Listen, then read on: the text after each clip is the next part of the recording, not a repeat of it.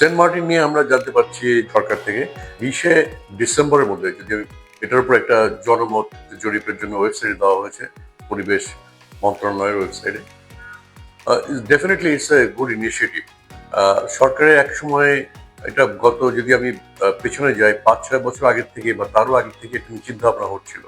আমরা কিন্তু সবাই জানি যে যে কোনো জায়গায় আমরা বলি না যে ওভার ট্যুরিজম মানে কি ভেরি ক্রাউডেড হয়, তেমনি প্রতিটা জায়গায় এই পৃথিবীতে প্রতিটা জায়গায় পরিবেশ বলি না কেন তার কিন্তু একটা ধারণ ক্ষমতা রয়েছে, কতটুকু ভার সে সহ্য করতে পারবে।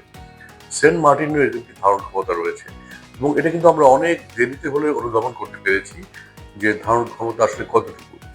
সেন্ট মার্টিন তো আসলে আমাদের একটা ঐতিহ্য, আমাদের একটা ভেরি আমি মনে করি ইম্পর্টেন্ট একটি, শুধু আইল্যান্ড না, আমাদের একটা সম্পদ। ইতিমধ্যে আমরা দেখতে পেয়েছি যে এটা ক্যারিং ক্যাপাসিটি দৈনিক আমি 900+ ধরি, যে প্রতিদিন মানুষ এখানে টুরিস্টরা স্পেশালি এখানে মানুষ বসবাস করছে, টুরিস্টরা যেতে পারবে এবং সেটা নাইট স্টে কোন সময় করবে, ডে ট্রিপ কখন করবে, এ নিয়ে সরকার ইতিমধ্যে একটি পরিপত্র জারি করেছে এবং সেখানে সেন্ট মার্টিনে এই নভেম্বর মাসে ওপেন করে দেওয়া হয়েছে। সেটা হচ্ছে দিনে ফেরত আসবে। কিন্তু আমরা যদি একটু লক্ষ্য করি, সেন্ট মার্টিন কিন্তু ইতিমধ্যে অনেক ইনভেস্টমেন্ট করা হয়েছে, বিভিন্ন ব্যবসায়ী ব্যক্তিগণ গ্রুপ তারা অনেক ইনভেস্টমেন্ট করেছেন, হোটেল মোটেল থেকে শুরু করে এখানে সেন্ট মার্টিনের যে সমস্ত নৌযান তৈরি হয়েছে, যে জাহাজগুলো যাচ্ছে টুরিস্টদের নিয়ে, অনেক অনেক টাকা তারা লগ্নি করেছে। ডে ট্রিপে যে কারণে দেখলাম নভেম্বরে ফেল করলো, কারণটা হচ্ছে কি, এখন কিন্তু জাহাজ কক্সবাজার থেকে জাস্ট অপারেট করা হয়, আগে ছিল টেকনাফ থেকে। শর্ট ডিস্টেন্স ছিল টেকনাফ থেকে সেন্ট মার্টিন, কিন্তু কক্সবাজার থেকে যেতে গেলে কিন্তু অনেক 4 ঘন্টার মতো বা 3 ঘন্টা প্লাস এরকম সময় লাগবে।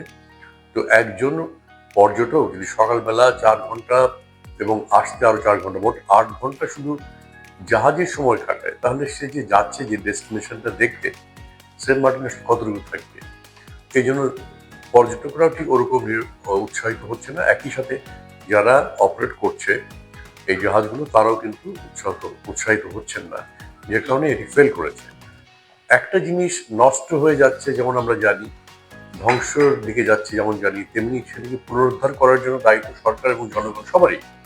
কিন্তু সেটাকে আমরা রাতারাতি করবো, নাকি আমরা একটা টেক অফ টাইম দিব যে এত বছর 2-3 বছরের মধ্যে ধীরে ধীরে ক্রমশ আমরা এটাকে রিবিল্ড করব এবং এটাকে আমরা একটা সিস্টেমের মধ্যে নিয়ে আসবো।